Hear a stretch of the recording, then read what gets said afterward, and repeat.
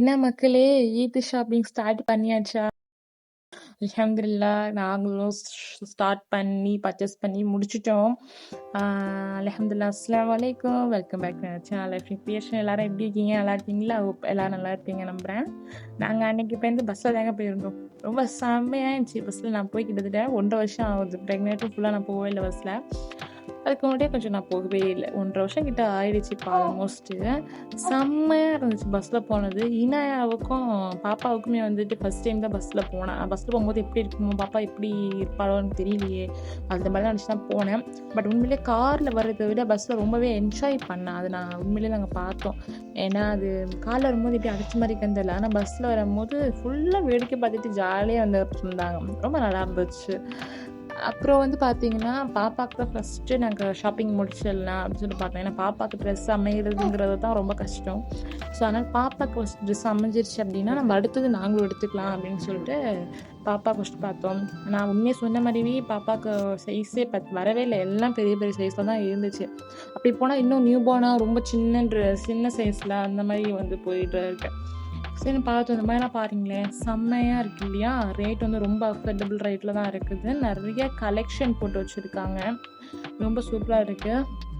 First நாங்கள் போனது வந்துட்டு அவ்வளோதானா. அதுக்கப்புறமா நாங்கள் போனது வந்துட்டு மேக்ஸு 2 இடம் போனோம். அப்புறம் வந்துட்டு ஃபர்வானியில் வந்து அண்டர் கிரவுண்டுக்கும் போகணும். அண்டர் கிரவுண்டில் எங்களுக்கு அந்தளவுக்கு செட் ஆகலை.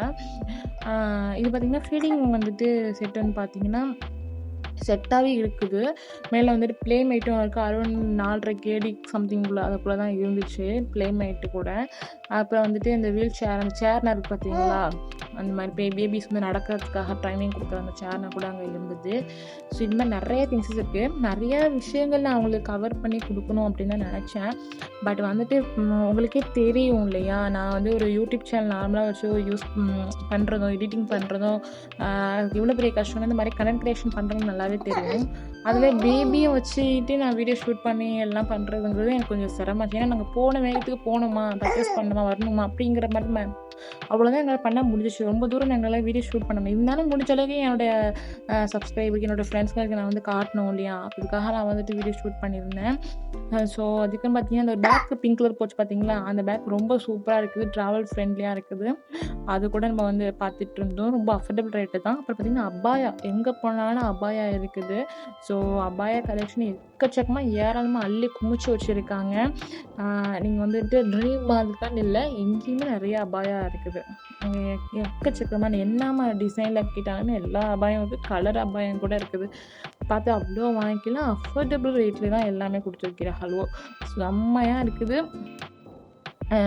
இந்த இடம் வந்தோடனே சத்தியமாக முடியல. நாங்கள் போன நேரமாக என்னென்னு தெரியல. போன பிறகு நான் சொல்லியிருப்பேன் இல்லையா, கிராண்ட் ஹைப்பர் போயிருந்தப்போ ஏசி இல்லை அப்படின்னு சொல்லிட்டு, அதாவது நாங்கள் ஏதோ சரி பண்ணிட்டு இருந்தாங்க. அதே மாதிரி இங்கே வந்துட்டு அதே பிரச்சனை தான், ஏசி இங்கேயும் ப்ராப்ளமாக இருந்தது. ஸோ பேபி வச்சுட்டு எங்களால் சமாளிக்கவே முடியல அந்த இடத்துல. எங்களுக்கே ஃபஸ்ட்டு முடியல. அப்புறம் மேக்ஸ்க்கு வந்து கொஞ்சம் ஓரளவுக்கு ஓகேவாக இருந்துச்சு அங்கே. ஸோ அதுக்குமே மேக்ஸில் தான் எனக்கும் என் ஹஸ்பண்டுக்கு எல்லாருக்குமே எடுத்துகிட்டு அதோட வந்துட்டு பில்லிங்லாம் போட்டுட்டு கிளம்பிட்டு வந்தோம். ஸோ லாஸ்ட்டாக தான் நாங்கள் வந்துட்டு மேக்ஸ்க்கு போனது. அப்புறம் வந்துட்டு பஸ்ஸுக்காக வெயிட் பண்ணிக்கிட்டு இந்த மாதிரி அதுக்குன்னு பார்த்தீங்கன்னா என் ஹஸ்பண்டுக்கு கொஞ்சம் நேரம் அவங்க பேபி வச்சுட்டுனால, சரி நான் வச்சுட்டு இருக்கேன், நீங்கள் போயிட்டு எல்லாத்தையும் எடுத்துகிட்டு வந்துருங்க அப்படின்னு சொல்லிட்டு கொஞ்சம் நேரம் அவங்களுக்காக வெயிட் பண்ணிக்கிட்டு நான் பாப்பா எஜுகேஷன் பண்ணிட்டு இருந்தேன். ஸோ இந்த மாதிரி தான் அன்றைக்கான ஷாப்பிங் டே போச்சு. செம்மையாக இருந்துச்சு. நெக்ஸ்ட்டு ஒரு நல்ல ஒரு வ்ளாகில் பார்க்குறேன். நம்ம சேனல் யாராவது புதுசாக இருந்தீங்கன்னா உங்களுக்கு சேனல் பிடிச்சிருந்துச்சு அப்படின்னு நம்ம சேனலை ஃபாலோ பண்ணி வச்சுக்கோங்க.